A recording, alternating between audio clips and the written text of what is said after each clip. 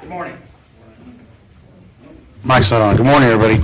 I'm going to call to order this special meeting for the City of Wichita Falls, March 27, 2020. And Councilor Smith, would you please give our invocation? Thank you, Mayor. Please bow your heads. Dear Lord, be with the doctors, nurses, researchers, and all medical staff who seek to help in this time of need. Their work in healing those affected, they put themselves at risk in the process. Be with the families of those who are sick or have died. As they worry and grieve, defend them from ill and despair. Be with all our leaders as they act with clarity and true concern for the well-being of the people they are meant to serve. May God grant this council wisdom and courage during this meeting and beyond as we move forward. In your holy name, amen. Thank you, Councilor. Please join me in the Pledge of Allegiance.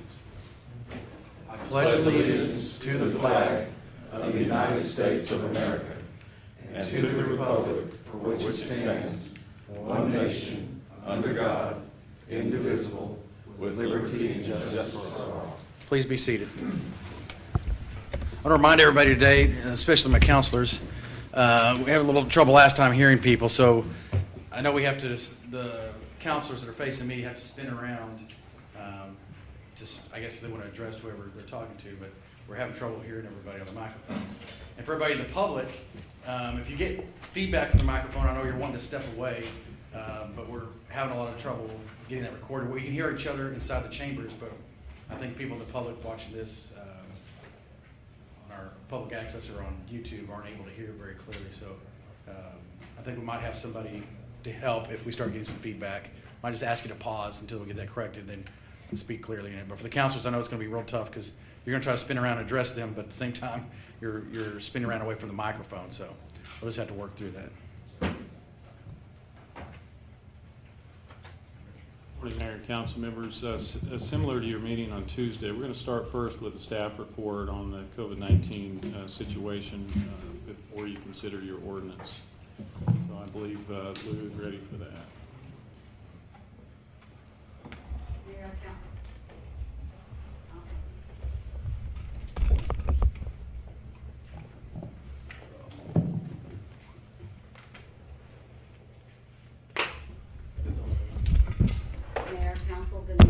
Nope, still dead.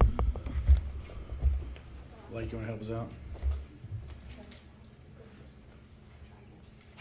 Mayor, council, good morning. Give us a minute while we...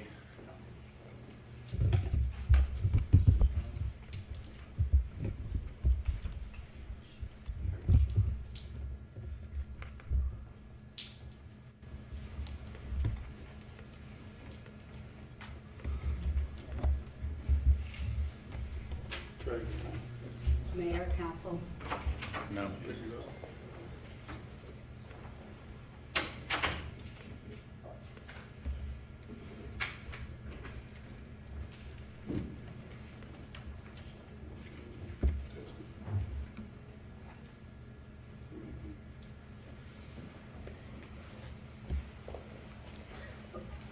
What, 5 minutes? Testing 1, 2.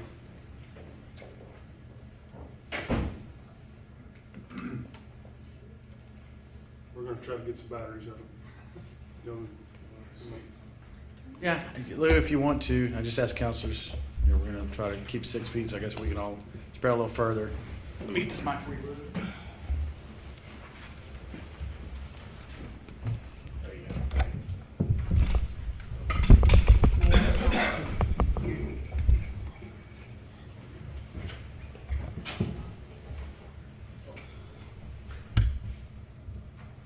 Mayor, council. All right, we're good in the back now? No, I think she's good there now. Mayor, there you go. There we go. Mayor, council, good morning. I wanted to start with some numbers. To date, we've tested 355 individuals. We have 12 positives. 2 of those are hospitalized. We have 9 at home and 1 that's cleared. We have 159 negative and 184 tests pending. I wanted to share some numbers that I haven't shared before, and I put these together last night. So we have 12 cases, and for each case that we get in, we do contact tracing, and there's contacts that are associated with each of those cases. So for the 12 cases, we have 81 contacts, and then in the healthcare facility in Iowa Park, there are over 300 patients that visited the clinic in the time that they're examining. So that gives us a total case contact count of about 381 approximately. We don't have the final numbers from the Iowa Park Clinic yet. We have 12 locations to include one large employer, a Walmart and Sam's, and several other small businesses where individuals had visited after they were exhibiting symptoms but before they were tested. Our call center has fielded over 600 calls this week in the time that they were open. People have asked me over the last 2 days what has changed, and my answer to that question is the increasing number of positives that we receive each day. The affected healthcare facility that has a large number of contacts, now is the time for us to need to have further restrictions in place to create separation. The need to have individuals stay home when possible. If a person is considered essential for them to go to work, then to go to work and go home. I believe the shelter-in-place ordinance is necessary to help slow the number of cases we are going to see in our community in the near future. The steps we take as a community now will determine how long COVID remains in our community. Thank you, Larry.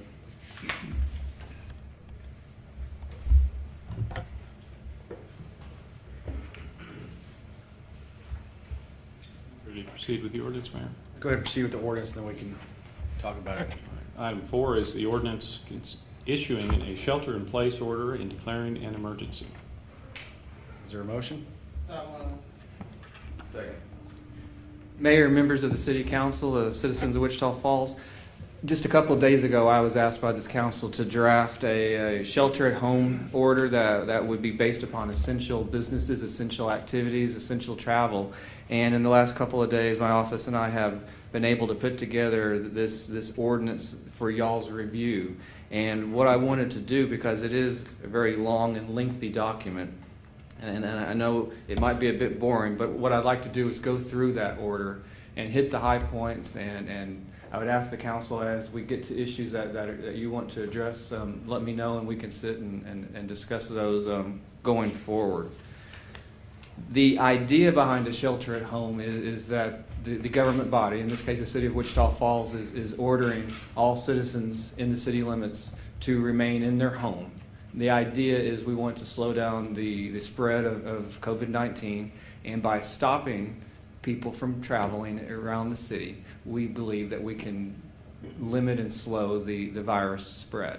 That being said, we understand that there are certain activities that citizens need to partake in, and that would include medical, food, and other activities. And so kind of what I want to talk about is starting with the initial order. Section 2 of this order is a stay at home or stay at your place of residence. I'm going to read a little bit of this so people understand what it says. But effective tonight at 11:59 p.m.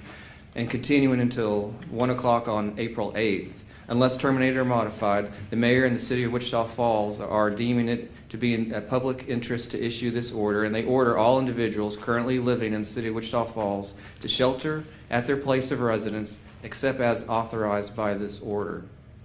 Section 3, this council orders that all businesses or operations with a facility in the city limits of Wichita Falls, except for essential businesses and essential government functions as defined below, are required to cease all activities at facilities located in the city limits, except for minimum basic operations as defined later. For clarity, businesses may also continue operations consisting exclusively of employees or contractors performing activities in their own residence. I wanted to take a minute and explain that. What we're saying is that all businesses need to close unless they're considered essential business. But there is an exception to that. If you are a business owner here in Wichita Falls and you're able to work exclusively from your home, and you can do that work without leaving, with the exception of getting food and supplies and whatnot, you will be allowed to operate from your home. So we're not saying that home-based businesses have to close, even if they aren't essential. If you're a home-based business and you're not needing to leave your residence, you can continue to operate, or whether or not you're essential or not. When we get down to Section 4, we have what's listed as prohibited activities. And the order states that all public and private gatherings of any number of people occurring outside a single household or dwelling are prohibited, except for the limited purposes as expressed in this order. And nothing in this order prohibits gatherings of members of a household or dwelling. So in the past, we have limited gatherings to 10 persons.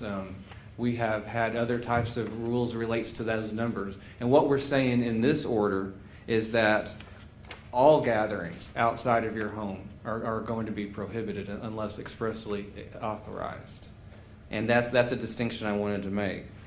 As it relates to Section 5 of this order, it's related to travel. And what we're stating here is that all travel, including not limited to foot, bicycle, scooter, motorcycle, automobile, and whatnot, is prohibited except when you're performing an essential travel, or when you're performing essential activities, or when you're going to work in an essential business. Again, this is conducive with what the city is wanting to do here. We want to keep everyone at home. And we want you to stay at home unless it's really important that you leave. And so we have a list of reasons that allow you to leave, and we'll go through those as we proceed through this section. So that being said, we want to look at Section 7, which is a really important section. It's definitions and exemptions. And it starts off by defining what essential activities are. These are activities that our citizens are allowed to do, and it's a reason why they'd be allowed to leave their residences. They're allowed to leave their residences if they need to do so for health or safety reasons. Examples of this would be if they need to go see a doctor, or they need to go to their pharmacist, or if they need to go see to the health or safety of a family member. We want to clarify that this also includes health and safety related to their pets. Another essential activity that allows citizens to leave their homes would be if they need to go and obtain necessary supplies or services. Obviously, they can go and obtain food and other necessary household goods and equipment. People are also allowed at this time to go, as an essential activity, to go outside for outdoor activity. What this is they can engage in outdoor activities such as taking walks, hiking, bicycling, running.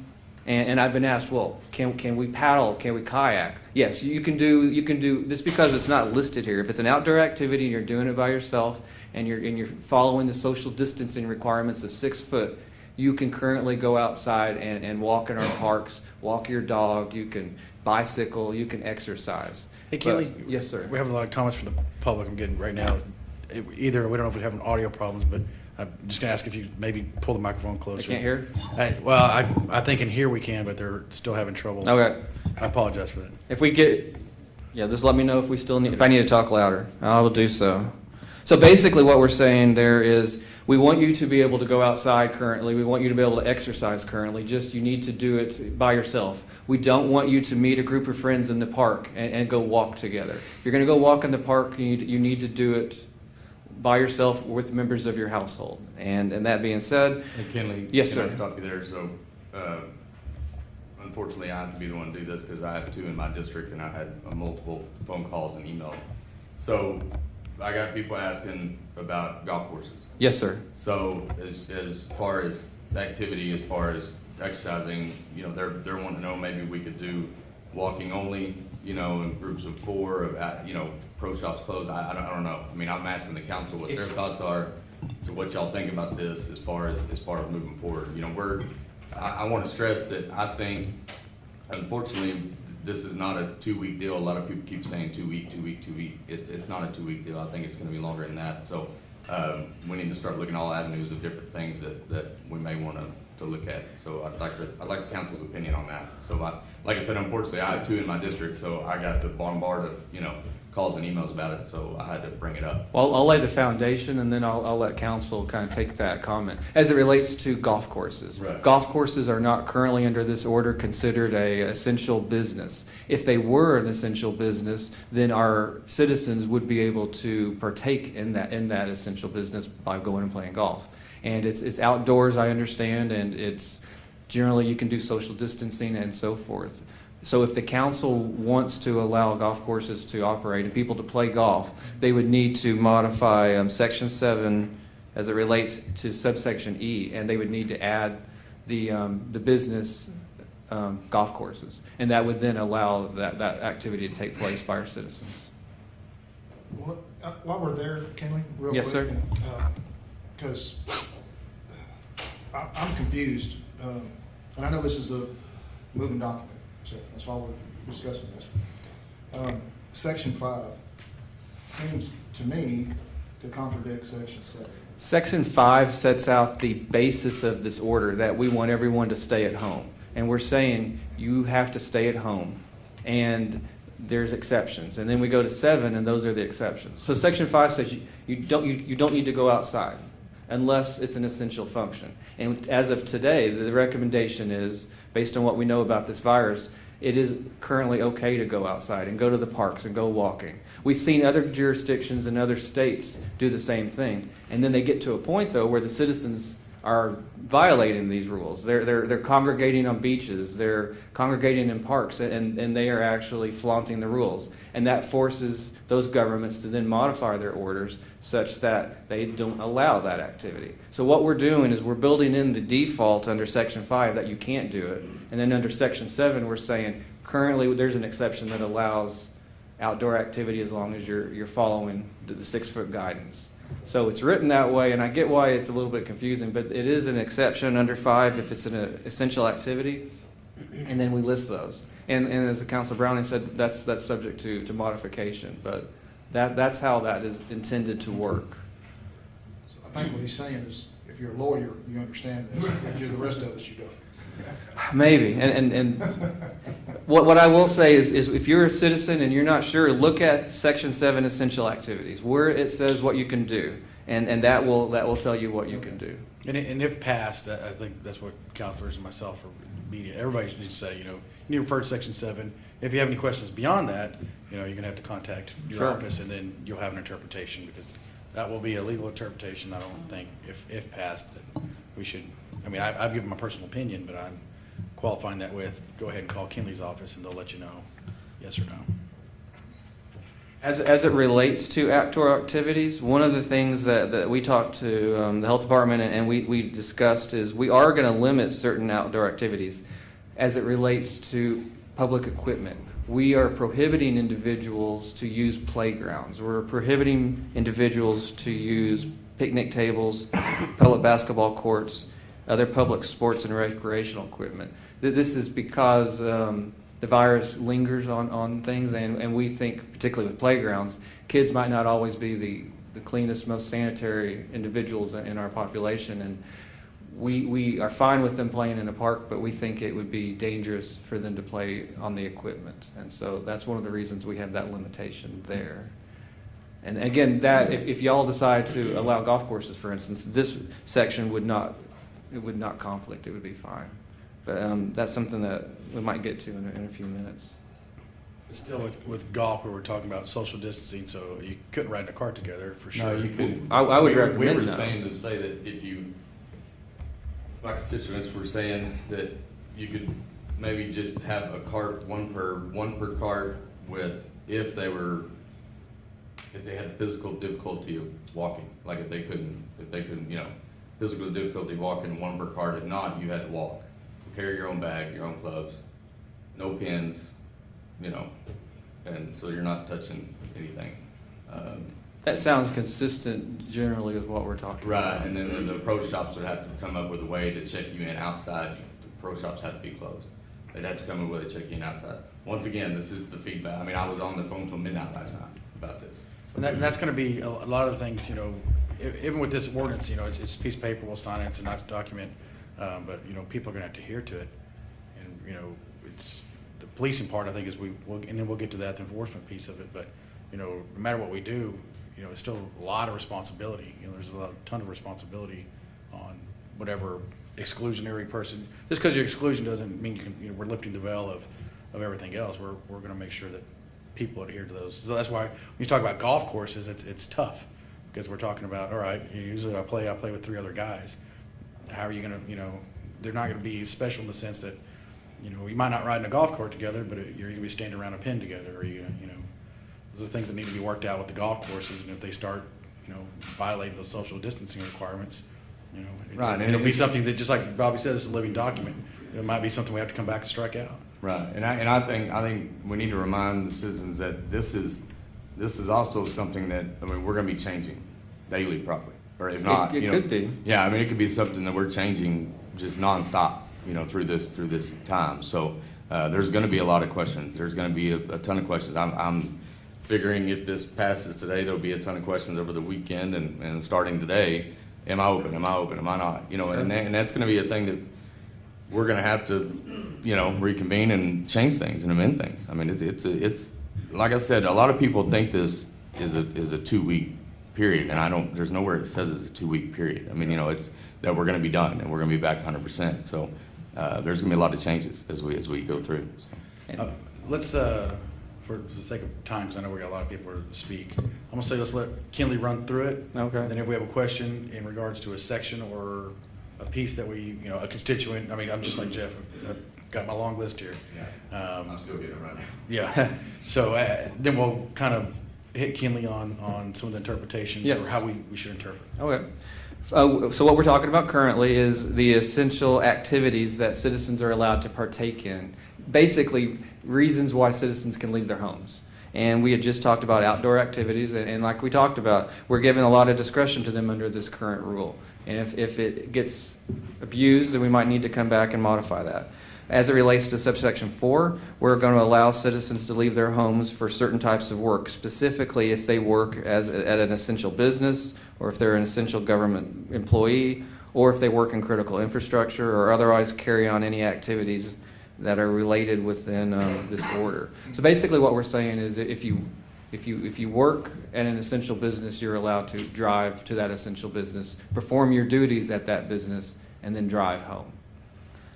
You are also allowed to leave your home in order to care for family members or pets in another household.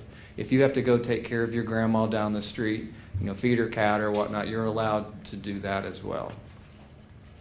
I want to take a couple of minutes and talk about, I guess it's going to be 3 different things: essential government functions, as well as critical infrastructure, as well as then I guess a discussion of essential businesses. When you go to essential infrastructure, we're actually going to Exhibit B, which lists infrastructure that we consider to be vital to the city, and any business associated with that infrastructure is to be deemed essential businesses. So that being said, the short list for this discussion today is critical infrastructure includes banking and financial institutions, transit and transit facilities, power, water, telecommunications, natural gas, and public utilities. Critical manufacturing includes components for primary metals, machinery, electrical equipment and components, health and safety products, and equipment, as well as transportation equipment. It includes auto and vehicle part manufacturing and assembly plants. Critical infrastructure includes technology manufacturing companies, information communications, including the press. It includes emergency services, public health and medical services, fire and law enforcement, public works, and all that entails. Critical infrastructure includes agriculture and food, so not just preparing of food or selling of food, but growing of food. It includes airport facilities and operations, sanitation services. It includes government buildings and facilities as designated by the city manager. This is an important one. I've got a lot of questions on that. Critical infrastructure includes construction. And so the construction industry will not be directly affected by this order. People who are building things can continue to build things. Also, it includes personnel and industries identified by the Homeland Security Office. And that takes us basically to Exhibit A. And Exhibit A is a document produced by President Trump and the Department of Homeland Security. And it sets out things and industries that they consider to be critical to the United States of America. And so we, as the City of Wichita Falls, adopted that recommendation of Homeland Security. And I want to go through those industries that are also considered essential. There's going to be some overlap here, I get that, but I want to go through it anyway. But I'm not going to read it line by line. But essential critical infrastructure includes healthcare and public health. It includes law enforcement, public safety, and first responders. It involves, again, food and agriculture. It involves energy. It involves water and wastewater, transportation and logistics, public works, communications and information technology, community-based government operations and essential functions, critical manufacturing, hazardous materials, financial services, chemicals, anything to do with the chemical industry, and then the defense industry. And so what we're trying to do here is allow essential businesses to operate. And if you don't see your business listed in Exhibit A or Exhibit B or under Section 7, it means you're not essential, and that means you shouldn't be open. If you do find your business or your industry listed there, and you have a question as to whether it applies or not, you can call our office, you can call the city, but that's generally how this is going to work. And then that gets us next to Section 7, 7 specifically 7E. And I guess I want to kind of start on 7D first. Businesses that are covered by this order, as it relates to whether you're essential or not, it's going to be all businesses in Wichita Falls, which includes for-profit, non-for-profit, educational entities, as well as any corporate structure that you might be looking at. So then we get to the City of Wichita Falls listed essential businesses. And like I said, this should be taken in conjunction with Exhibit A and Exhibit B. And we'll start with, again, healthcare operations. We want it to be very clear that doctors and pharmacists and pharmacies and dentists and any healthcare facilities or healthcare suppliers. If you're a business that supplies healthcare equipment, you're an essential business, and so forth. You get to Section 2, stores that sell groceries and other essential supplies. Grocery stores, supermarkets, big box stores, farmers markets, food banks, convenience stores, liquor stores, and other establishments engaged in the retail sale of canned food, dried goods, fresh fruit, pet supplies, fresh meat, fish, poultry, and other household consumer products, such as cleaning and personal care products, are all essential businesses. And this includes stores that sell groceries and also sell other non-grocery products and products necessary to maintaining the safety, the sanitation, and the essential operation of not just residences, but of other businesses that are required to operate in the city. Essential supplies under this draft do not include the sale of grasses like sod or plants or flowers or trees or any thing of that nature, and those are prohibited from being sold at any business. We want to allow as an essential business food cultivation, and this applies to many of our residents. Our north side residents have a lot of livestock farming, fishing. That's all essential business, and you can continue in that regard. As it relates to social services and charity organizations, charitable organizations, those that provide food such as Meals on Wheels, if they provide shelter, some of our shelters in town, social services and other necessities of life for helping out economically disadvantaged people, those are considered essential businesses. Our news media are considered essential business. They're the ones that allow us to notify the citizens of what's going on, and they're vital to the operations of the city. Gas stations are also essential businesses, and that makes sense. We need to be able to travel, so gas stations will be open, and businesses needed for transportation. And that includes mechanics, because cars break down, they need to be fixed. It includes auto supply, your different auto supply and auto repair facilities in town. We are going to deem essential all financial institutions. And this applies to not just our banks and our credit unions, but it also applies to title companies, pawn shops, entities that issue bonds, insurance companies, underwriters, agents, brokers, and related insurance claims agents and so forth. We are deeming hardware and supply stores as essential because they supply electrical, plumbing, and other necessary material that support our other essential businesses. And they also support our critical infrastructure and so forth. Our trades, there are critical trades in Wichita Falls that are allowed to continue to operate.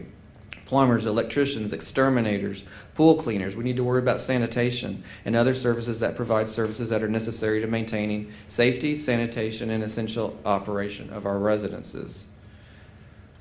We are going to obviously allow mail and delivery services, and that's not just the United States Post Office, but also FedEx and those type of businesses, Amazon Prime and whatnot. Laundry services, whether they're private or public, and laundry mats, dry cleaners are allowed, laundry service providers are allowed because it's related to sanitation. We need to make sure that in this pandemic that things are clean. We are going to allow restaurants, just as we have, for consumption of off-premises, consumption of food and drink.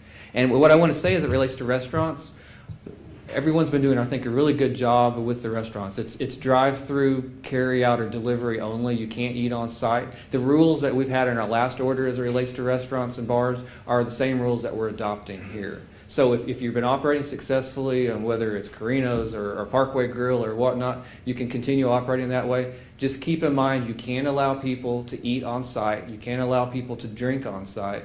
And it's also a prohibition for the individuals to do the same. And so you can pick up your food and you got to be out of there in 5 minutes. And that's what our current order says, and that's what this recommendation is today. We're going to allow food cultivation, as we've talked about, which includes farming and livestock and fishing. Never mind. I got off. Just a second. Okay. We're going to allow supplies, businesses that supply products that you need to work from home. So office supply. Anything that there's several stores in town that sell office supplies. Those are things that we deem critical to support our other businesses. So those are essential. We're going to allow supplies for essential businesses, critical infrastructure, and essential government functions. Businesses that supply other critical businesses can stay open. And again, that's one where I can't give you a great example right off the top of my head, but if you need to call and you tell me what your business does, you tell me who your customers are and how you're supporting critical businesses, then we'll be able to make a determination as to whether or not you are a supplier or to a critical business. And that'll be something that we can talk about probably on a case-by-case analysis. Food delivery services. Not only can restaurants and whatnot deliver food to the homes, but any business that as a third party delivers food is allowed to operate as well. Transportation is considered an essential business and function, and that will allow not just our buses and taxis and so forth to operate, but it will also allow Uber and Lyft and anyone who provides transportation. The reason for this is not everyone has a car, and if you need to go to the grocery store, if you need to go to the doctor's office, our buses and our taxis are actually some of the primary ways some people get from point A to point B in Wichita Falls. And so we want to make sure that those businesses are open and available to our citizens so they can get the supplies that they need. We are allowing home-based care services to remain. This is as it relates to seniors and adults and children, including caregivers who may have to travel to provide this care, that they'll be able to stay open and as an essential business. Residential facilities and shelters for seniors, adults, and children and animals are allowed to remain open. Professional services are legal and deemed essential, and that includes legal services, accounting services, and insurance services when necessary to assist in the compliance with legally mandated activities or to further essential businesses, essential government functions, or not like it, they might, I don't know. I'm going to kind of read what the decision was as it relates to real estate services. It was deemed that they are essential as it relates to any mandated activities in which they're furthering essential businesses or where they're furthering essential government functions. real estate companies are allowed to perform property management services. Many of our real estate agents or companies actually manage a series of houses or apartments, so they'll be continued and able to continue to do that under this draft. Any contracts for sale of homes that are currently under contract as of today would be allowed to continue, and the result being we want to see the houses that are currently under contract sell, and we want that to finalize. What this draft does is it does tell real estate agents that they aren't to accept any new real estate listings or to show any real estate in Wichita Falls. The rationale behind this is that we're trying to keep people at home. We're trying to keep people from being in contact with others. And if you're showing people homes, if you're going from house to house, not only is it possible that you're going to be spreading a disease, but you'll be leaving possible virus behind. And you touch the door handles, you turn on the water faucets, and that type of thing. So we're recommending, at least with this draft, that that is how real estate is treated. Obviously, that's open to amendment if it's necessary. Lawn maintenance services is something that we added. We initially weren't sure how to address this, but it was deemed that essential lawn care includes mowing of weeds and grass. Weeds and grass that is not mowed results in fire danger, because you can get really tall weeds and grass, and when our summers hit, that's a fire hazard. It's also a sanitation issue when you get tall weeds and grass. You've got rodents and varmints and what's not that can live in there, and we don't want that. We want everyone to mow their lawns. If you can't mow your lawn, you're allowed to hire a company that can, and that company would be an essential business. If you have an emergency situation involving a tree, you can also retain the services of a landscape company to remove a tree that might have fallen on your house, or that might be deemed to be imminent as it relates to possibly falling on your house. So you can do emergency tree removal, and you can do mowing, and that would be the two things that lawn care services would be allowed to do in the city. We're not wanting to encourage landscaping. We don't want a lot of people running around. We want them in their homes. As it relates to automobile dealerships, I got a lot of information from the car dealers in town. We're deeming automobile dealerships as essential because they provide repairs and parts and services to existing vehicles. But what we are limiting dealerships is that they can't keep their showrooms open, and if they're going to show people cars, it needs to be by appointment only. So we don't want people to be cooped up in their house and say, hey, let's go look at some cars. If you want to buy a car, that's great. Call the car dealership, make an appointment. They'll have someone meet you, and they'll follow appropriate social distancing, and you can look at the cars. And then we're assuming the dealerships are going to make sure everything's clean and nice and sanitary. If you aren't serious, the city is asking you, don't go to businesses if you're not serious. Don't go walk around Walmart just to walk around Walmart. You go to Walmart if you want to buy something. Don't go to a dealership just to walk around and look. If you want to buy a car and you need to buy a car, then go do that. Do it by appointment. But we want to keep people at home. As it relates to essential businesses, information technology services are essential. So much of our economy is based on the internet and all that type of thing, and so IT services are definitely essential. Moving supply services, businesses that provide rental and or commercial moving services are deemed essential. Hotels and motels are deemed essential. Funeral, mortuary, cremation, burial, and cemetery services are deemed essential. But keep in mind, this is the one section in our order that remains as it relates to funerals. We have a limit of no more than 10, and that limit will stay in this order as well. Educational institutions are deemed essential. I don't want anyone to think, though, that this is telling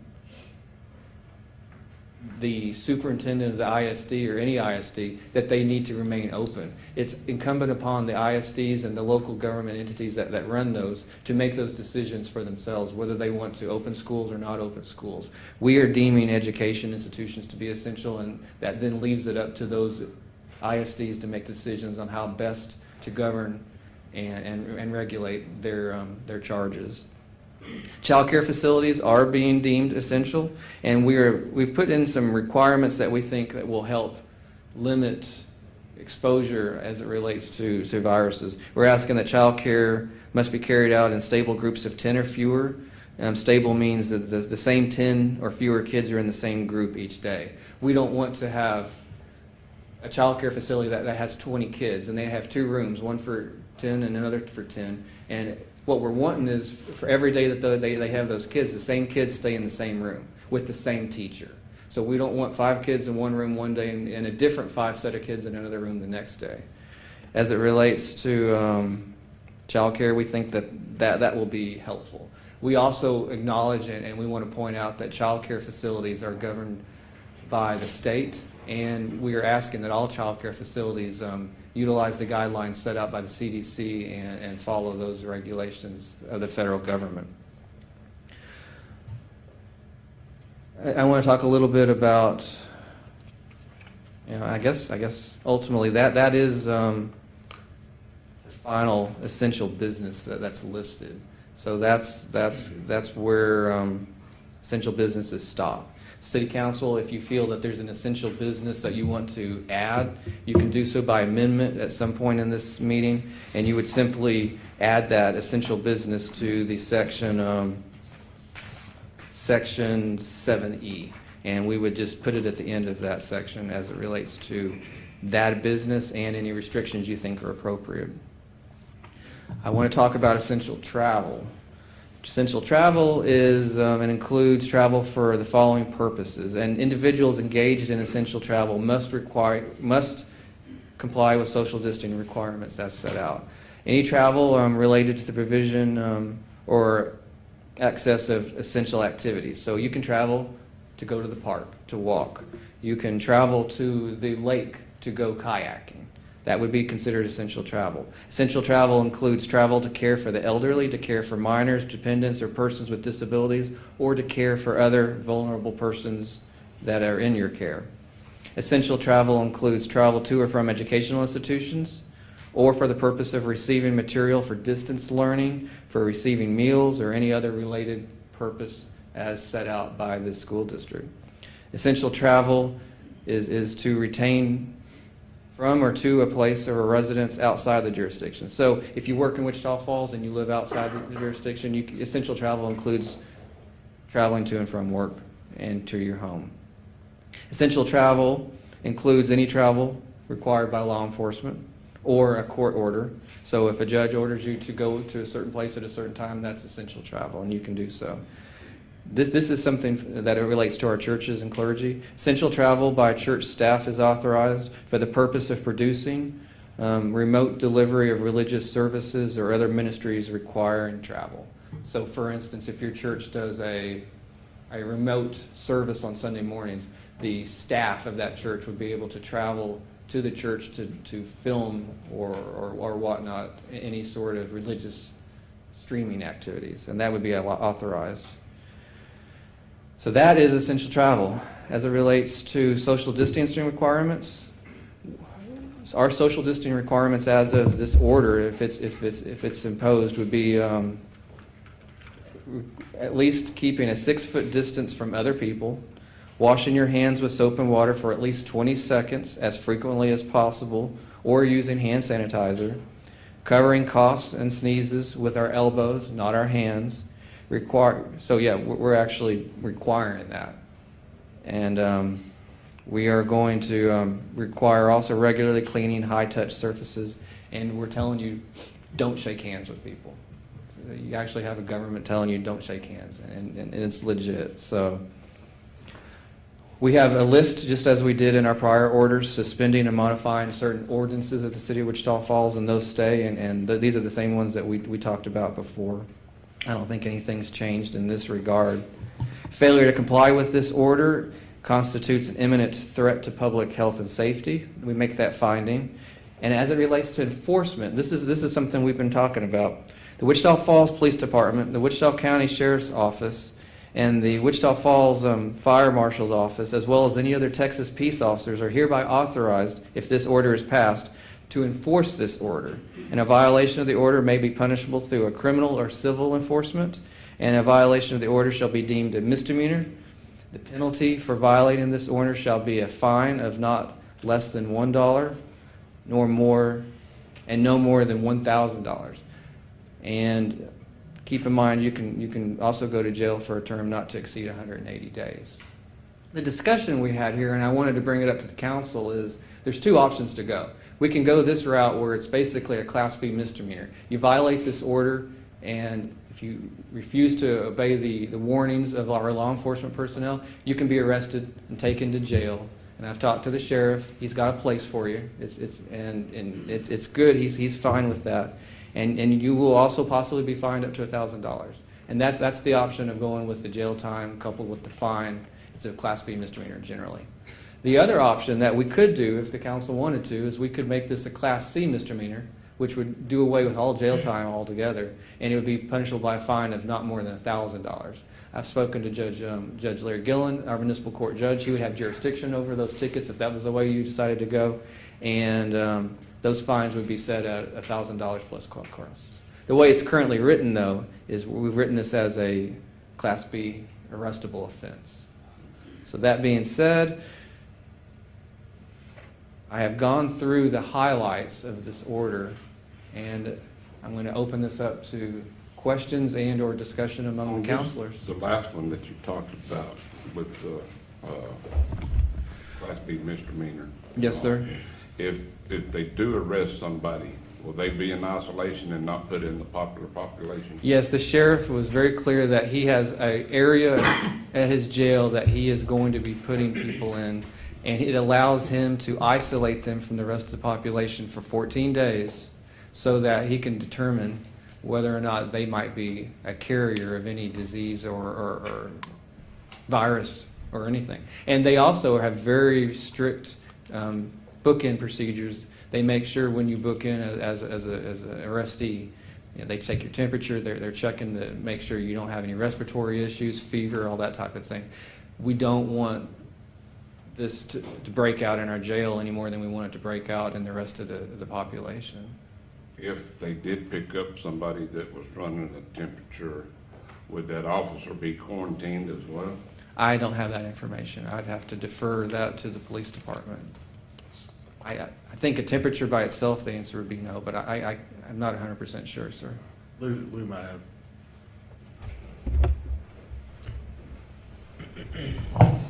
The way that quarantine or the isolation works, having a temperature in itself would not require that the officer be quarantined, but we would have that person seek medical care, and then based on the determination to do a test, and that individual would need to be placed in isolation until we had that information. And the officer would need to at least self-monitor until we had the test results.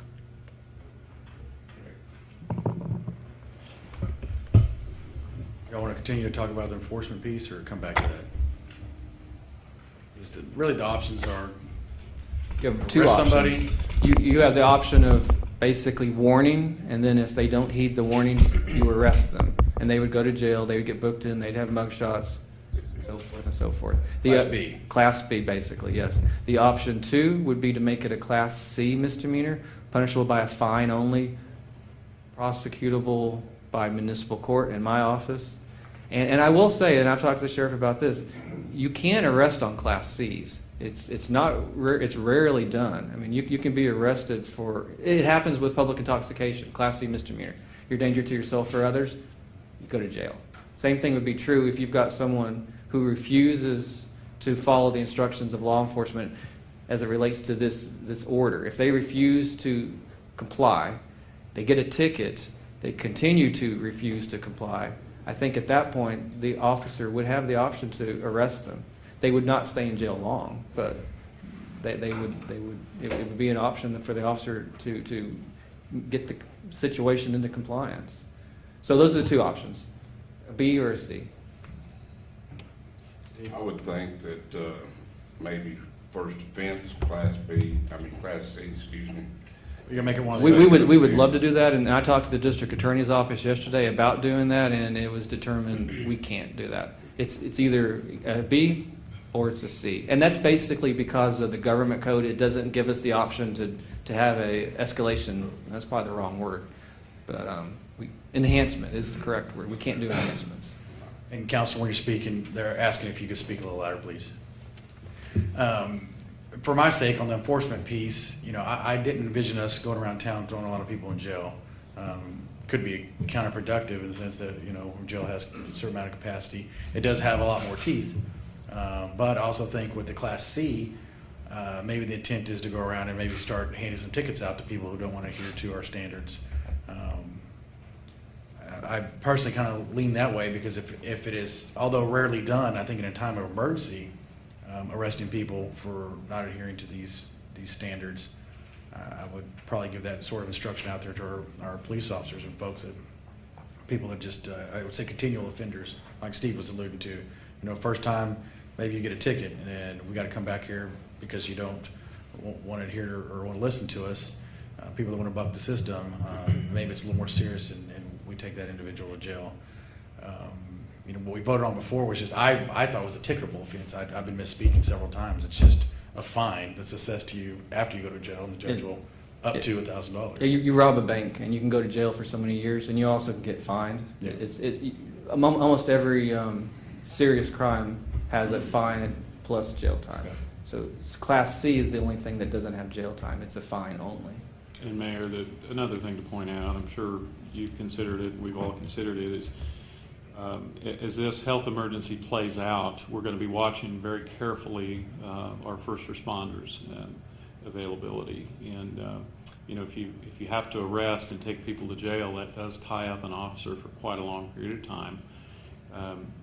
So that's just something to keep in mind too, versus the A and B or the B and C violation.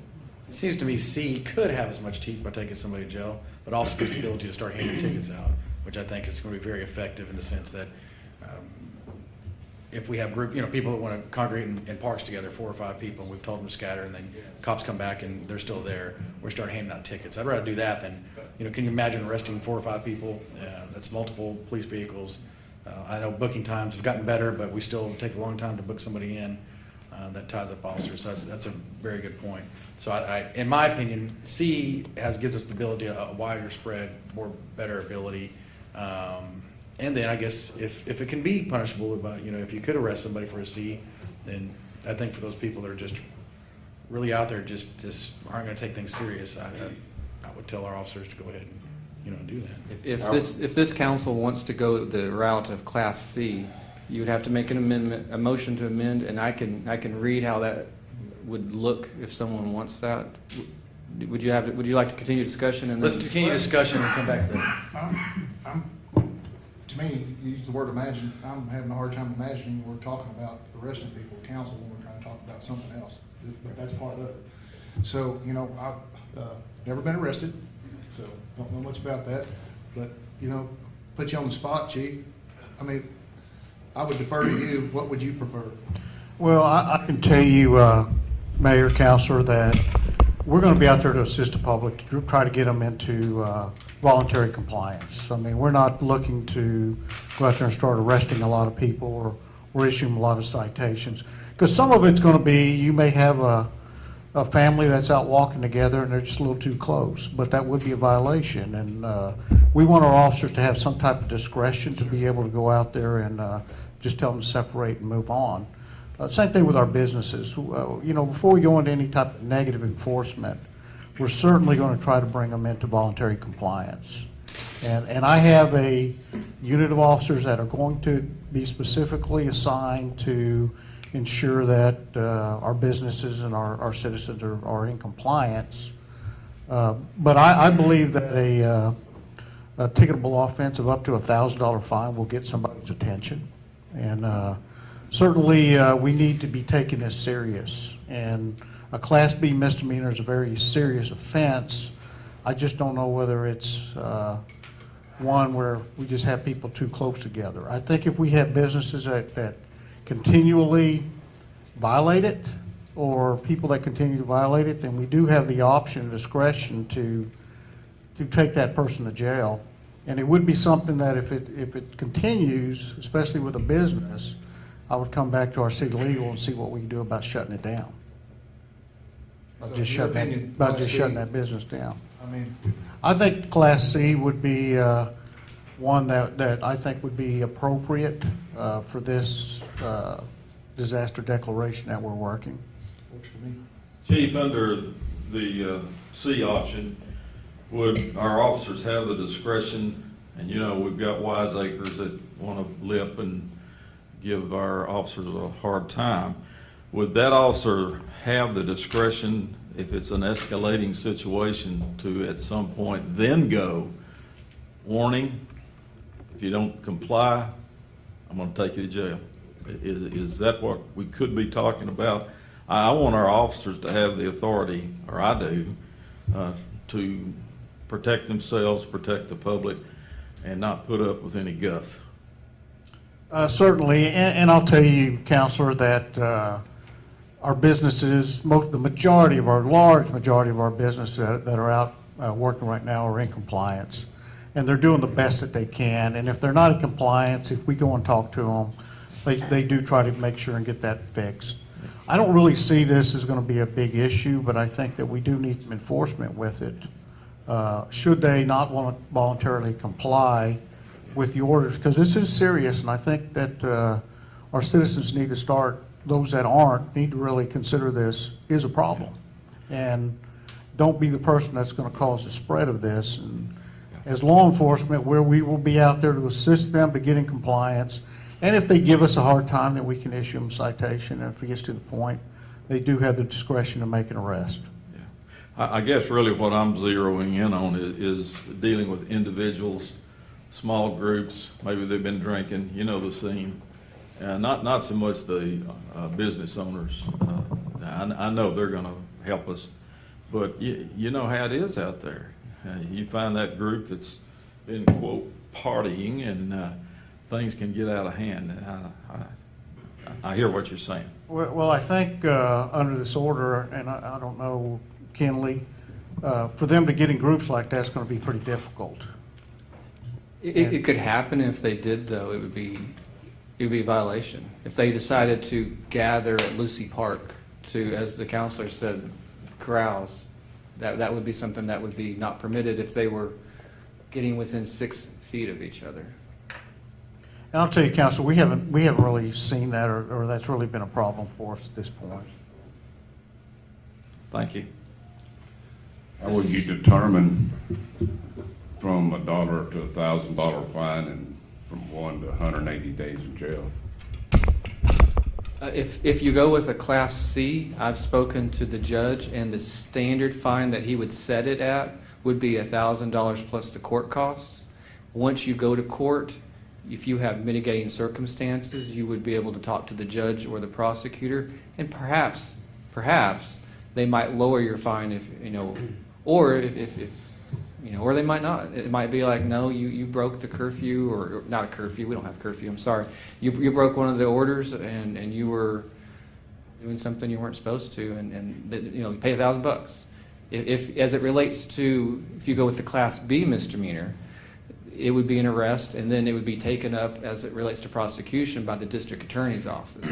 The district attorney's office, I spoke to them yesterday. They were very, very helpful, and they promised us 100% support on this if we go that route.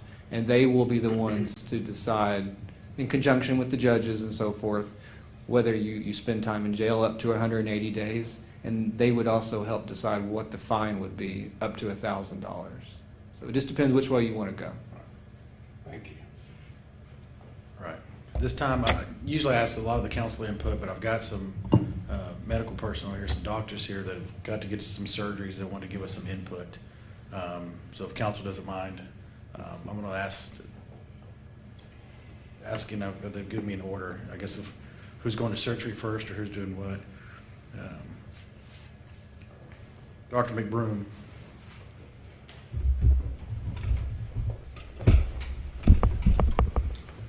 Let's go let them go first. That's a little out of order. I'm sorry, Dr. McBroom. Your name and address for the record, please. Robert McBroom. I'm a physician. My specialty is infectious diseases and hospital epidemiology. Appreciate the opportunity to address the council today. And I thank you for this opportunity. And I hope that the information that we impart this morning supports not only the difficult decisions you have just made, but also the difficult decisions you and the city are likely to have to make in the near future.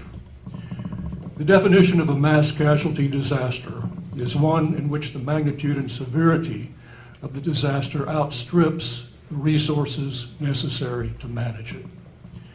There are many nations in the world today, and even in our own nation, struggling with such a mass casualty incident.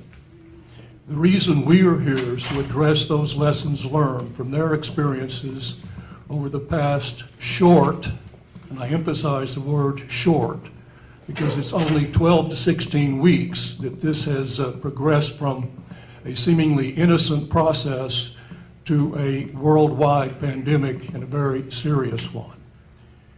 And these lessons we have learned, we hope to apply to this community before it becomes a mass casualty incident as well. And the reason that I want to emphasize this is because, as we all know, in such a state of emergency, the best interest of the individual victim is surpassed by the best interest of those who are most salvageable. And that is serious. This imposes severe ethical decisions on all of us, and particularly those responsible for delivering life-saving treatments. So what have we learned so far in this pandemic about the natural history of disease caused by COVID-19? Number one, it is not the simple disease caused by the common cold human coronaviruses. While the mode of transmission is the same, namely droplet from coughing, sneezing, and contact, the incubation period and the duration is not the same. This poses difficulties to caregivers in terms of detection, our ability to diagnose and quarantine early. Number two, the secondary attack rate is higher, meaning it is a more effective organism in terms of inducing infection, is what we call infectivity. It is more infective than the common human coronaviruses.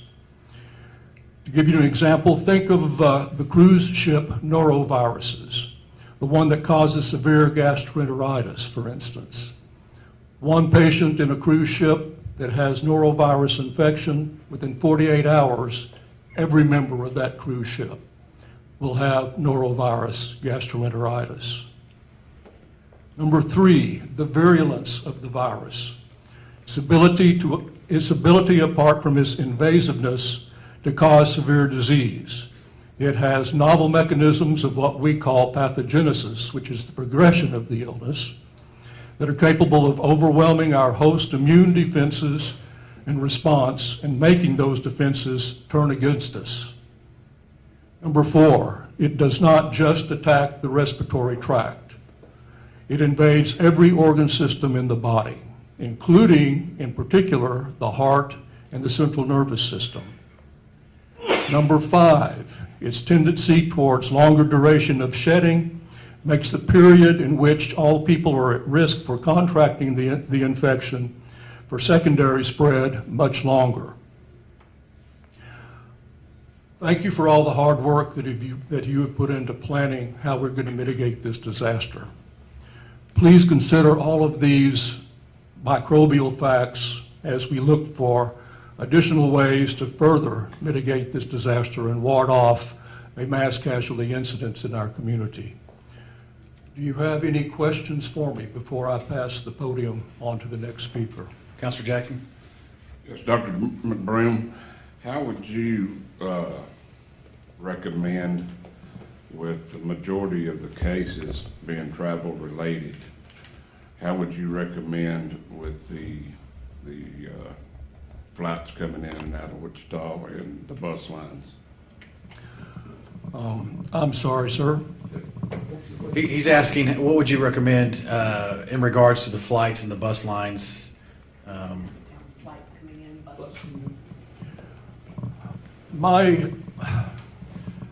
My observations, consideration in terms of airline travel is that seems to be the most significant exposure risk that we face today. I know it has to be done, but the fact still remains that travel by way of air is the most significant source of contact and spread of the infection that I am seeing. I don't have a good answer for how we can mitigate that. People need to get from one place to another for a variety of reasons. I think all unnecessary travel needs to be avoided. But the fact of the matter is I have had already experience taking care of people who have traveled by air and who have spread it in that means, and it's a serious and significant mode of transmission that needs to be avoided. But how we go about that, I have no idea. Russell Council, any questions for Dr. McBroom? Thank you, sir.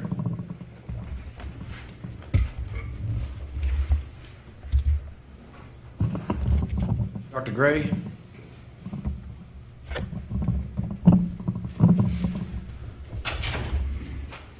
Howdy, everybody. Your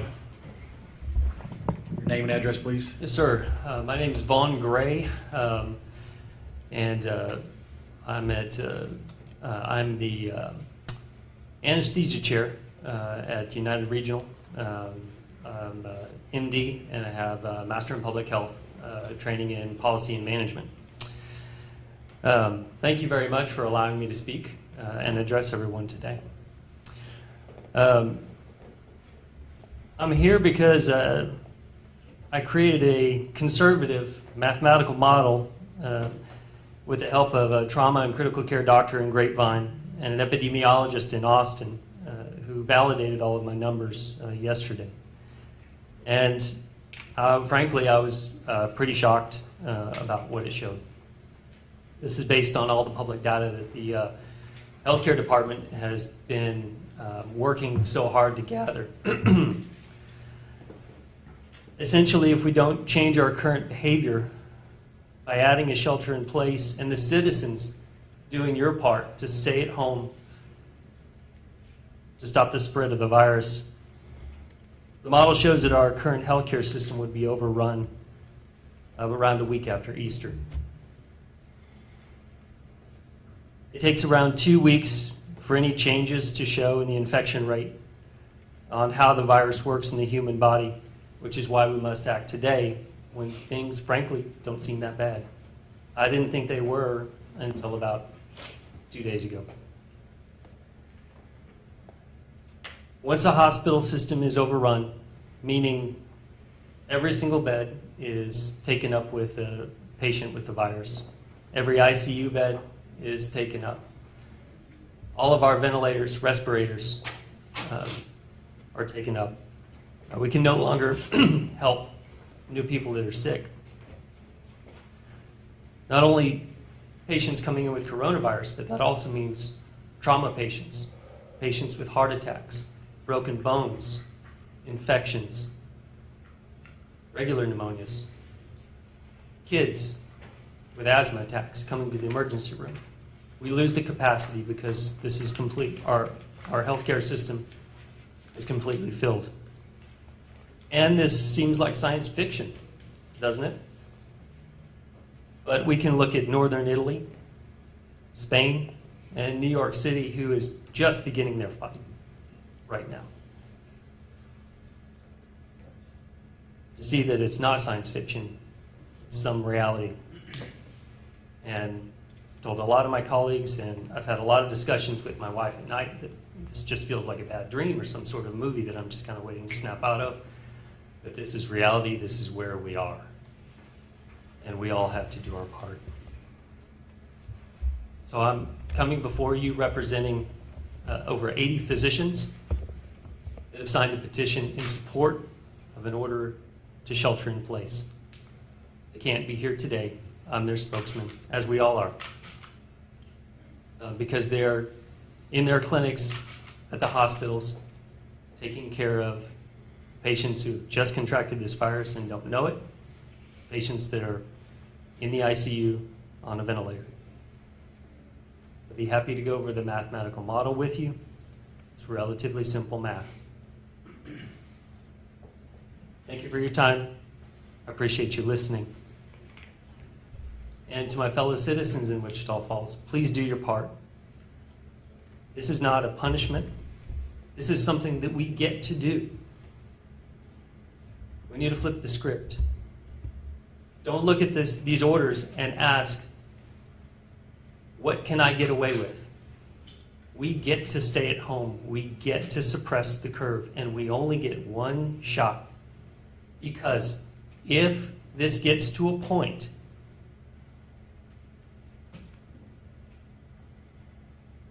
that it starts to look like we're overrun, it's going to be too late. We will be. We only get one shot at this. Thank you very much for your time. I appreciate you listening. Dr. Gray, in your current model, and I guess all of council didn't get this, I will get this to council pretty quick. In your current model, give us a scenario without this order in place. Right now we have a current order in place. Give us a date at which you think, which you prediction through your model, where we start seeing an overrun in our hospitals, meaning that number of beds, number of ventilators aren't going to be available anymore. I'd be happy to. So based on a date range for all the hospital beds being completely overrun by the virus, I would suspect somewhere around April 25th. All of our ventilators would be taken up by April 19th.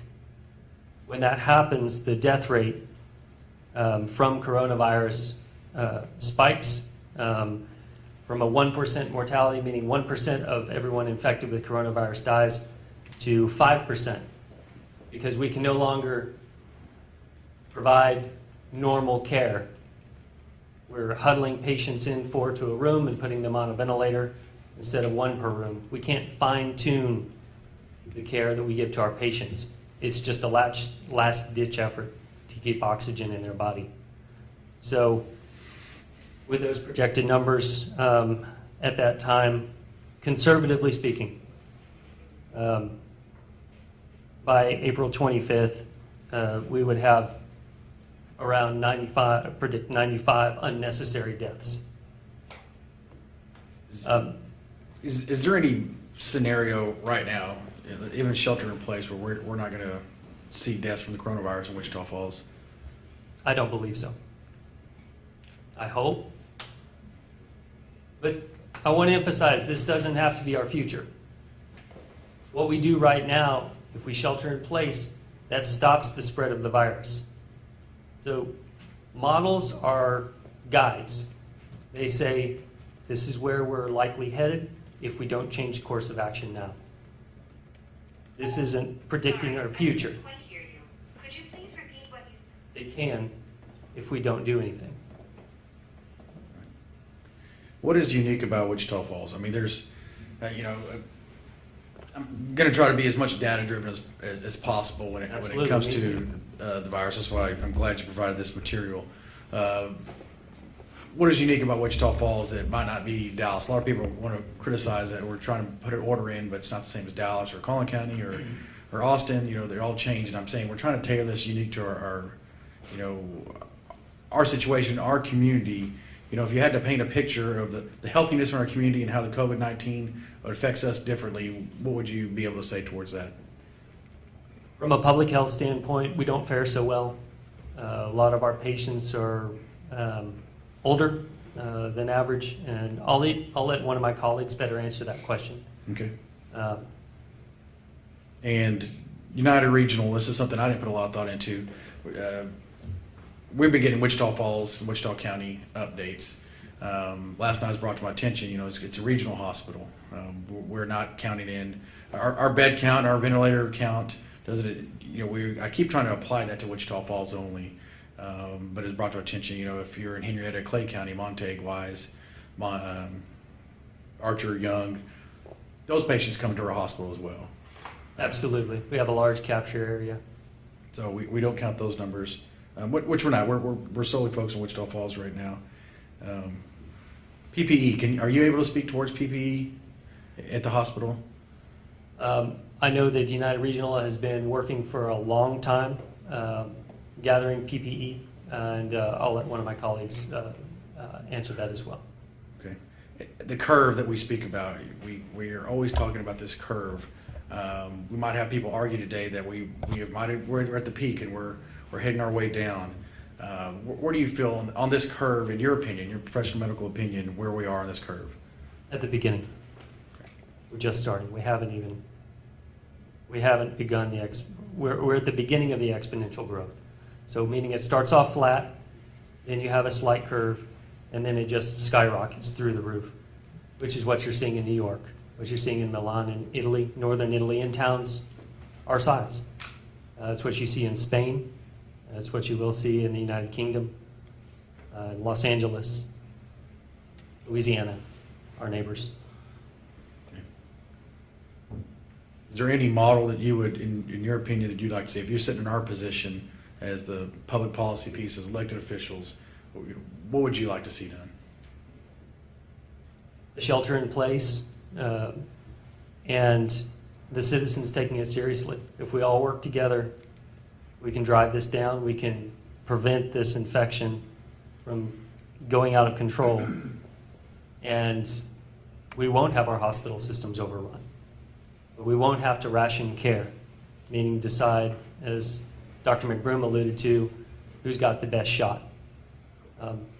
That's what keeps me up at night, having to choose who to put a breathing tube in and who not to, because we only have one more space on a machine that's been split 4 ways but was originally designed for one person. Do you want to speak to your model anymore, some scenarios?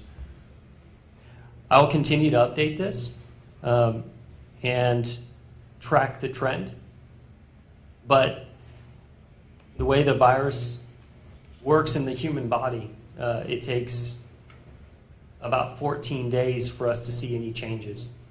And if we waited till it started getting, that's why if we wait till it starts getting critical and then we change, it's too late. Because we would be right here, and then the next, our next count would be way, way up here. So if we act when the curve is relatively flat, and we've got number of cases, what are we at now, 11? 12? 12. Expect more. They're coming. They just haven't presented themselves yet, but they will in the next 2 weeks. But if we lock it down now, and every citizen does their part, then hopefully they can stay under 50. And you stated that there's no scenario right now, even with shelter in place, where we're not going to see it, according to your model and your data, that we're not already going to see deaths from this COVID-19. Not the good Lord, I can't predict the future, but statistically, I would say no. Okay. Marie, can you get a copy of his chart to council, please? Actually, to as many people as we can up here. Yeah. Does anybody else have any questions for Dr. Gray?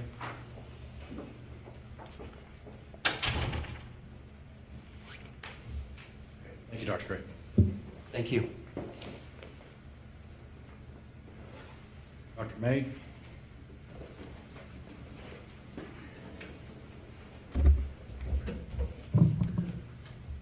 Try not to touch the mic here. So my name is Brett May. I'm an MD. I am a general surgeon, a trauma surgeon. I was raised in Wichita Falls. I've grown up here. I've gone to school here. I chose to bring my family back here because it's a great place to live. It's a great community. I have multiple roles. I am the vice chair of surgery at United Regional. I also am the trauma medical director for our Level 2 Trauma Center, which serves the region, serves 11 counties in North Texas, and we even reach into southern Oklahoma. So not only do we take care of those trauma patients, but we take care of those medical patients, particularly the seriously ill or the critically ill. I serve on the MEC, our medical exec committee, and I also serve as the lead physician for our electronic health record at the hospital. So I have a lot of hats that I wear.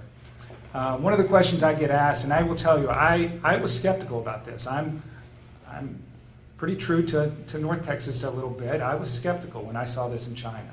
I was starting to run the numbers as we all had access to the numbers, And I looked at the death rate versus the infection rate, and I was saying, this doesn't look that much different than the flu.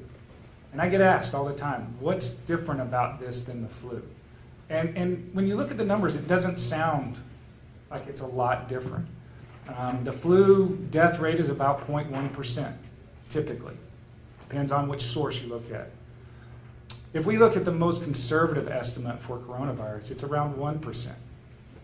That doesn't sound bad, 0.1%, 1%. If we just look at Wichita Falls, 100,000 population, 0.1%, it's 100 people that die from the flu. 1% is 1,000 people. That's a 900-person difference.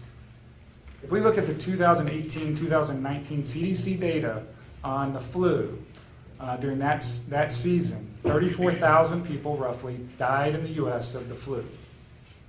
That's 0.1%. If we extrapolate that to 1%, we move from 34,000 to 340,000 people that died. A 10-fold difference. That is huge. That is huge. So as I've seen this, we've seen multiple other countries, municipalities, states have different reactions. We've seen China let things get out of control, but then lock things down and contain it to the Wuhan area. But we've seen Italy, because when I first looked at China, I was like, well, maybe their health system is not as advanced as ours. It gets to Italy. Italy clearly has an advanced healthcare system, and they've been overrun. New York City clearly has an advanced healthcare system and are starting to be overrun. Why do we think we're any different? Einstein says the definition of insanity is to do the same thing over and over and expect a different result. So I strongly, with my strongest recommendation possible, support shelter in place, and I'd be happy to answer any questions. Everyone on council have any questions? All right, thank you very much. Dr. Peters?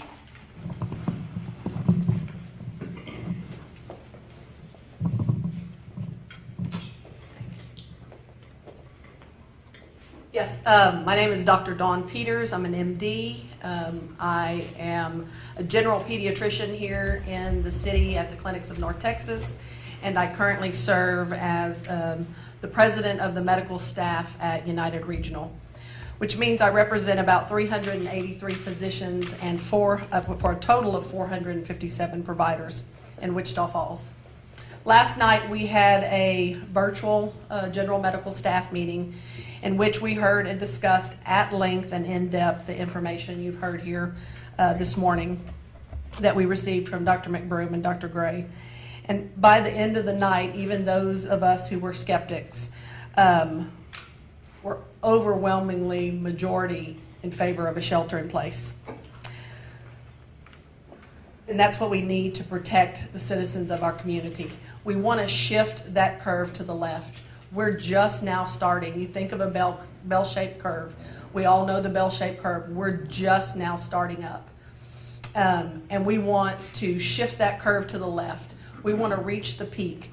We want to get this over with quickly, if you want to think of it that way, so that we can start to come out of it and work, and kind of weather this.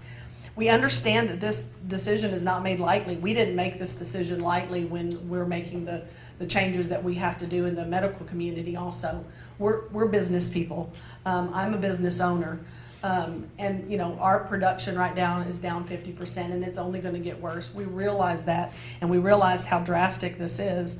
But we're going to weather this storm if we act now, and we need to take these precautions now so that we can shorten the death toll and come out of this alive on the other end. And as quickly as we can do that, the better we'll be because of it. And I want to just throw a couple of ideas out there. We're talking about slowly stepping up the process. I think we should go all four forces now. I would rather see we put everything in place, shut this down, and then as we're coming out of it, release restrictions. That's just, we see that in medical care. When you have a severely ill person, you don't slowly give them medicines that they need to try to get them better till you get to a breaking point. You hit them hard, you get them well, and then you start stepping off. So that is just an idea also, is I think we need to hit this hard and we need to address it now, and then we start lifting restrictions as we come out of it. Any questions? I thank you for your time. So last night's meeting, were how many physicians virtually attended us, I should say? I think our final number virtually attending was 157, and we had about maybe 9 in the room socially spaced. And then we've gotten a lot of emails and stuff as the message disseminated, and they were able to watch it after the fact. We've had a lot of physicians emailing in, and like I said, Dr. Gray has kind of been correlating those emails or getting them of the people that are in place, that are in support of the shelter in place. You would say this is a majority of our medical community is asking us to do this. The majority of that medical community is saying, if we don't do something a little more drastic, that frankly, the community is in danger, but as well as our healthcare providers, because they're the ones on the front lines trying to treat these patients. So in your professional medical opinion, are you saying, I would say you're almost at this point begging us to do something more strict, not only to protect the community, but to protect our hospital, healthcare providers, doctors? Absolutely. Okay. Because what you say, we're also protecting the community, but once we start losing our healthcare workers that are being exposed and have to go into quarantine, then we're losing our capacity to care for patients. And like Dr. Gray said, it's not just the COVID patients we're worried about. When we get overrun with COVID patients, we can't treat grandma that comes in with a regular pneumonia or my 10-year-old that comes in with a severe asthma attack. We can't treat them. So we're going to have completely preventable diseases that happen every day. These people are going to be dying because we can't prevent them, and they should be preventable. Grandma that comes in with a pneumonia should get some oxygen and antibiotics, stay a couple of days, get better, go home, convalesce. She might be dead. We won't have the ability to treat her. We won't have the ability to treat her. A simple pneumonia, a simple asthma attack, a simple trauma patient that comes in that needs surgery, we won't be able to do it. So now you're talking about normal, healthy, preventable diseases and citizens dying for no reason. And would y'all, and Dr. Gray also, the 4 doctors represented, I've had somebody from medical staff, I've had a doctor saying, some of these guys might be the doomsday doctors, that they're giving us the worst case scenario. But you do feel, and I think we've had, Dr. Gray said he had 80 physicians already signed up, which means more, I'm saying probably more emailing him saying, put me on that list. Do you feel that you 4 represent a majority of the physicians and the feelings of how they are? Absolutely. Okay. And I wish this wasn't doomsday. But like I said, if we act now, it doesn't have to be. Because in 2 weeks, we'll see the fruit of our efforts. But if we don't, in 2 weeks, we're going to be wishing we did. And a good shelter in place, I think it was you or Dr. Gray, or somebody said this, a good shelter in place is where it looks like nothing happened. Where somebody might come back to us critical saying, look, nothing happened. Yeah, We did this hopefully for in 2 nothing. weeks, we'll have those naysayers saying, ha ha, look, nothing happened, we survived it. Well, yes, thank you. We survived it because of what we did right now. And I hope we are saying that. And we will if we can do this quickly. Mayor, I've got a question. Hold on one quick, let Darren speak real quick. I would be curious, Doctor, as you've heard the description of our definition of shelter in place and provisions, is this enough? What would you change specifically that, because I think the council is interested in hearing that from the medical community. This is our draft at this, but what did you hear or did not hear in there? I thought, it sounded really well. I just emphasized the essential needs. You need to go to medical care. You need to go to the grocery store. You need to get gas. You need to check on your elderly parents. Then we start talking about golf courses, and not that I don't love golf and people, but we just have to be very careful. We want people outside. We want people exercising in families, but like I said, we really, really need to watch what those essential needs for travel are. And as community, use your judgment and try to stay at home. If you don't need to go play golf, then don't. If you don't need to go to the grocery store, don't. If you don't need to go get your hair done, don't. be smart. Anybody else? Any questions, Dr. Peters? Doctor, I've addressed this with our health director. Is there any way that we could get a lab that could be tested here locally? Or we just do not have the capability? Most of our commercial labs that we are sending to have had a pretty good turnaround time.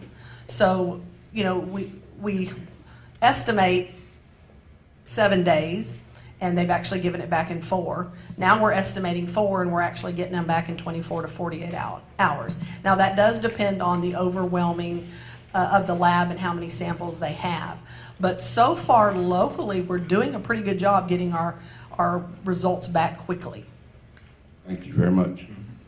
Do we have any other questions for Dr. Peters? Thank you, Doctor. Thank you very much. Dr. Schechter.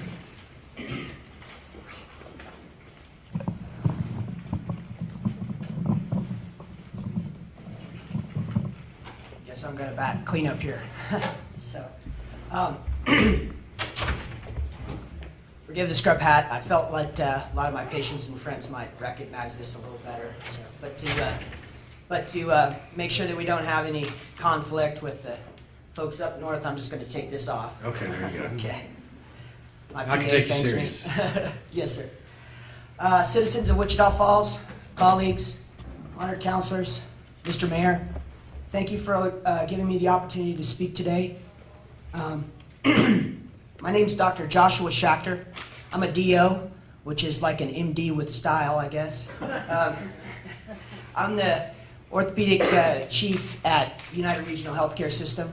I'm also the board chairman of United Regional Physician Group, and I serve as a non-voting member of the board of our hospital system. I want to make it clear that I am not representing those entities. Today, I'm representing my medical community as a leader and as a friend and a physician of many, many of our citizens here in Wichita Falls and its surrounding counties.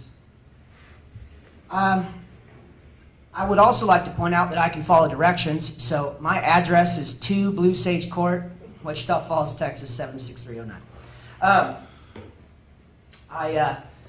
I moved to Wichita Falls in 2008.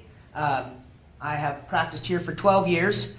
Orthopedic surgeons can do math, Vaughn. I moved here, lived here. I've raised a family here.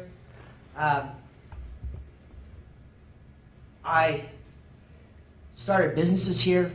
I've served the community here, volunteered for your police department. I have encountered and interacted with thousands of you. I have done surgery on thousands of you. And as I say to most of my patients in the office, that's a lot of family. I thank this community for the blessings that I receive every single day. The people of, the people of Wichita Falls are not just my friends and neighbors. They are my family and my patients.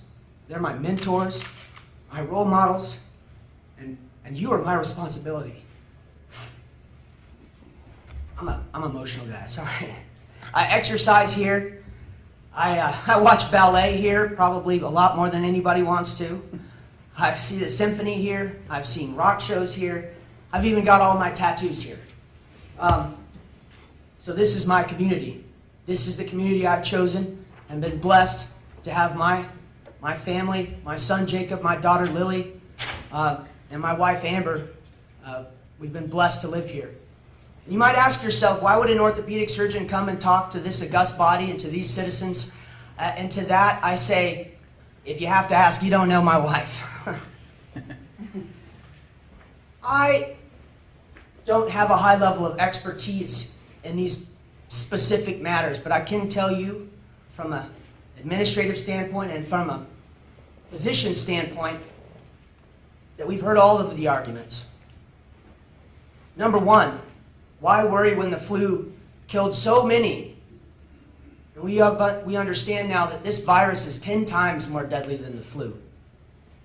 Number two, why disrupt our economy? And I would argue that this has already been done. why would we not want to shorten its impact?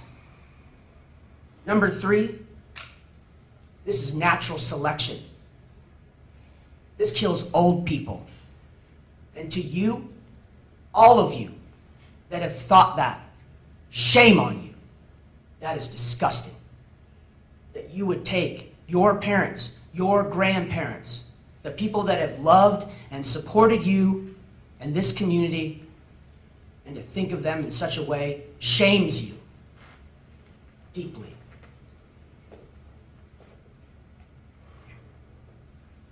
Wichita Falls is different.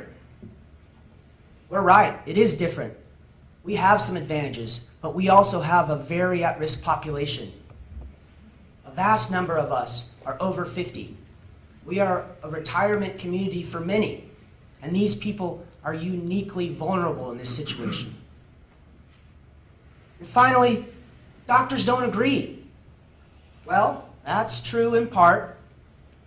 We don't agree. In fact, I would argue that if you've ever actually spoken to a doctor, you would know that. But a wise leader in our community told me the other day, what do you call a 99-to-1 vote in a medical staff meeting? A tie.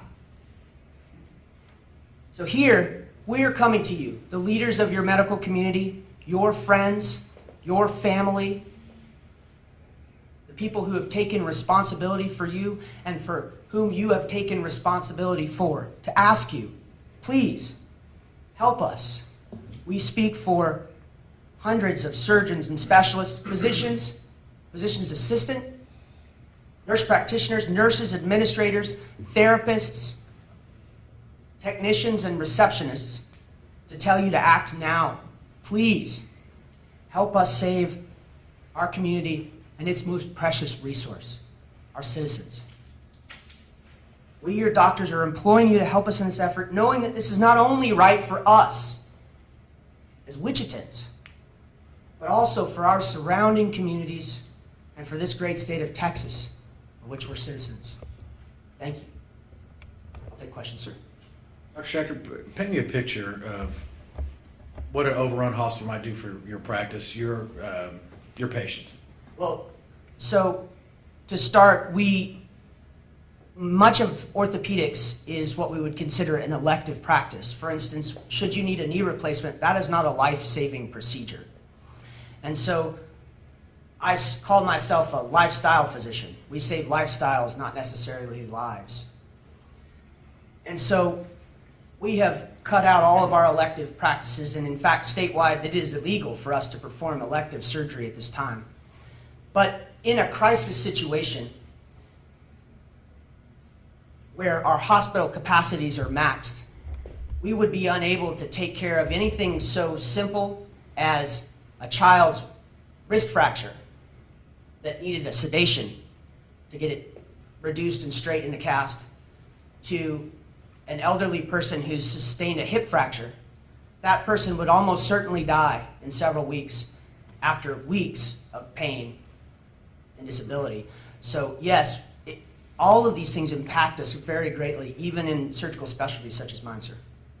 That's why you're here. I'm glad you're here in your capacity as a, like you said, a lifestyle surgeon in the sense, because I'm hearing from the other individuals here have specialties.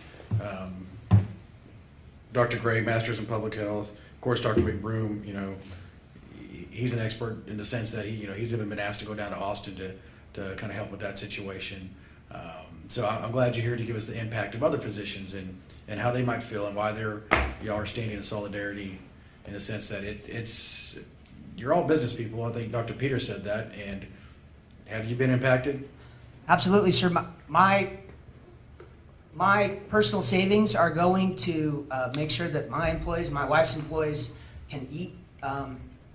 Every single one of us is going to feel this. Physicians are not exceptions. We are committed to this community, but that doesn't mean that we don't suffer with it. So absolutely, we felt that financial impact. The financial impact to our practice has been massive. Just 2 weeks of stopping elective surgeries at our hospital system is an impact that we have never had in the history of our practice. So these are very significant concerns. And what I think is very beautiful is that when we asked our medical community and the orthopedic surgeons in this community to stop doing their elective surgeries, not a single one of them argued. Not a single one of them quibbled. They just said, yes, tell me what I've got to do to help.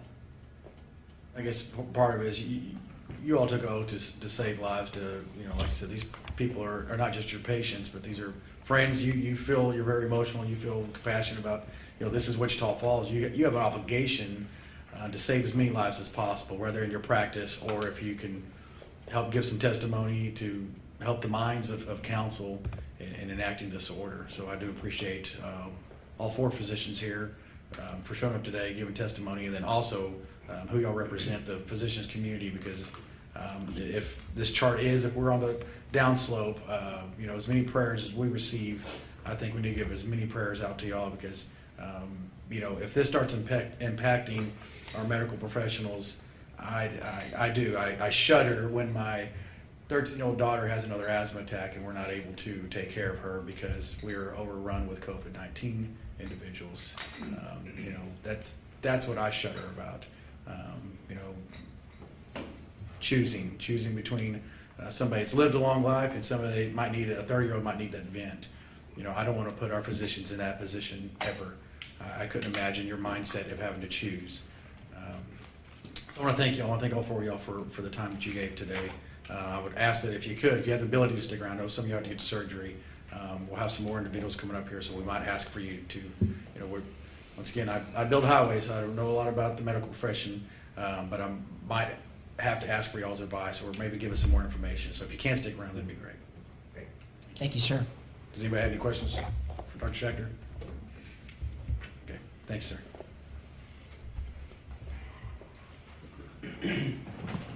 As council, we can get back to some council comments in regards to